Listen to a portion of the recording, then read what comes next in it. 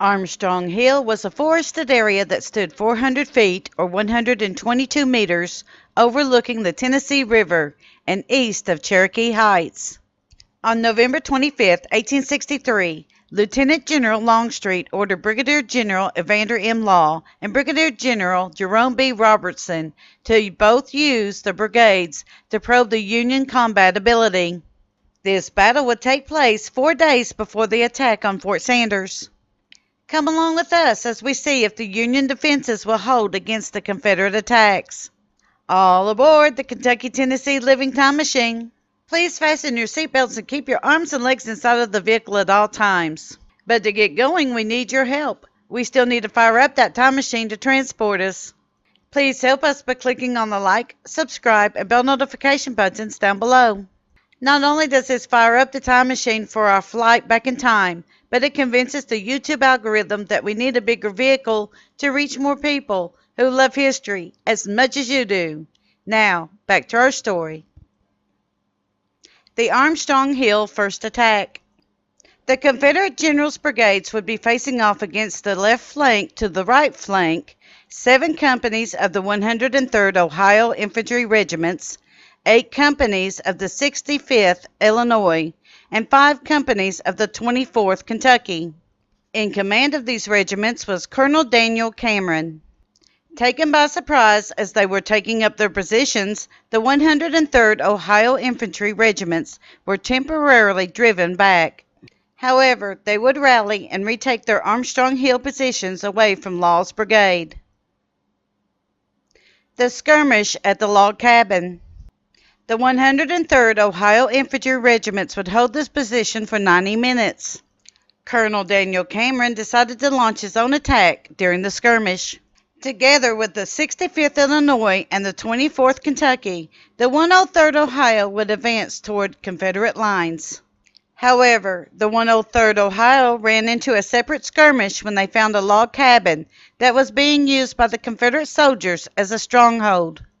With the help of the other 2 regiments, the log cabin was finally taken by the Union. Later in the day, Colonel Frank Wolford's 1st Kentucky Cavalry Company E joined the Union forces. Colonel Cameron recalled all 3 of the Union regiments after the 24th Kentucky had advanced partway up Cherokee Heights. The Union withdrew to Armstrong Hill, where they regrouped and then reestablished their picket lines. Casualty count.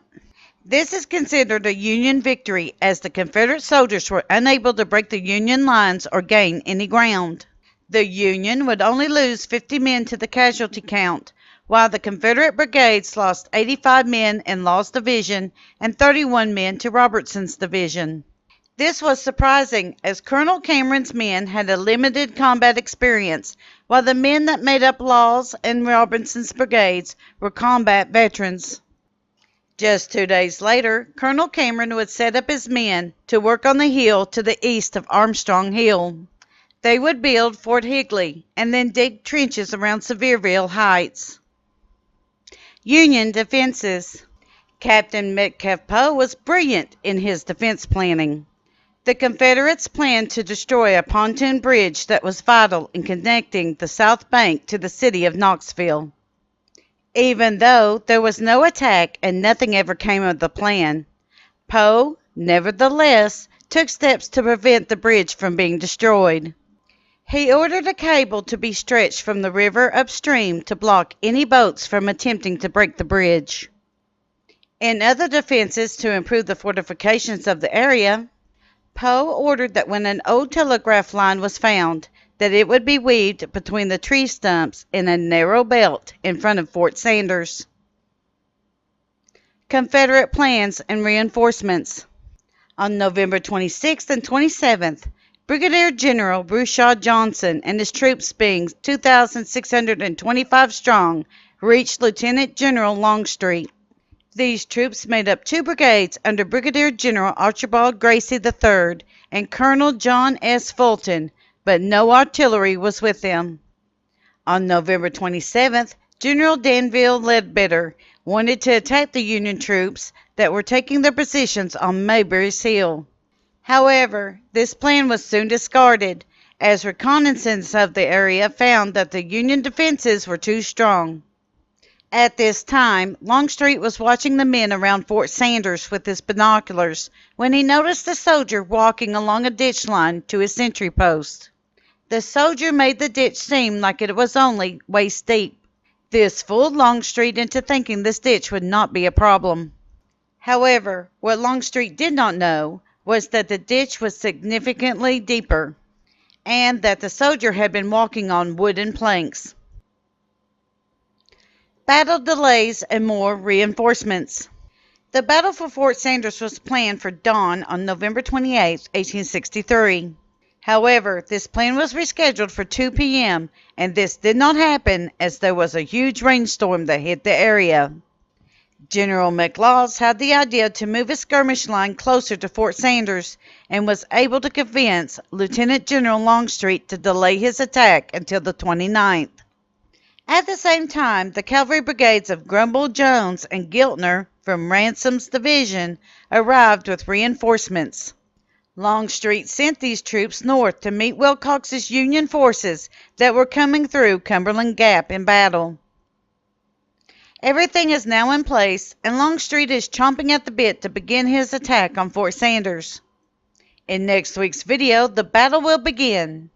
How will the ditch that Longstreet saw play a vital role in the battle? Will the Confederates win the day, or will the entire battle be seen as a debacle on their side? Thank you. We at Kentucky Tennessee Living would like to thank you for watching our video series on the Appalachian Civil War battles. Don't forget to hit that like button, as the more likes we receive, the more likely YouTube is to suggest our videos to other viewers. Be sure to double check that you are subscribed, as some of our viewers are finding that they are no longer subscribed to our channel. Also, to receive notice when we upload a new video, be sure to subscribe and click the bell notification button. We thank you for continuing to support Kentucky Tennessee Living as we are discovering the mysteries in Appalachian history.